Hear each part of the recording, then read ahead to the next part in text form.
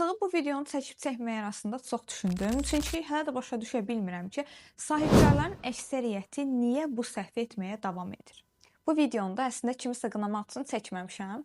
Sadəcə səbəbini doğrudan öyrənmək istəyirəm ki, əksər sahibkarlar fərqi yoxdur, kiçik sahibkar olsun, böyük sahibkar olsun, nə üçün səhifənizə saxta izləyici vurdurursunuz? Əgər düşünürsünüzsə ki, kənardan baxan biri səhifənizə etibar edəcək, həmin şəxsdə güvən yaradacaq, səhv edirsiniz. Çünki tam əksidir.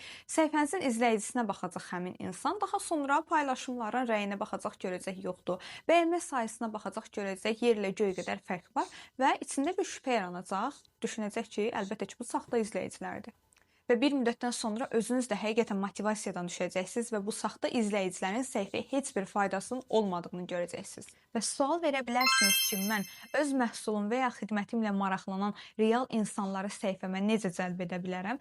Əlbəttə ki, orqanik, təbii yolla böyüyərək. Davamlı şəkildə paylaşımlar edin, interaktivliyi artırın, izləyicilərinizə suallar verin. Ən əsası onların problemi nədir? Onların problemini həll edən məhsul satın. Onların problemini həll edən, onlara fayda verən xidmət təklif edin. Bir müddətdən sonra artıq görəcəksiniz ki, həqiqətən də səhifənizdə real izləyicilər var və nəticəni daha da yaxşılaşdırmaq üçün reklamlardan da istifadə edə bilərsiniz.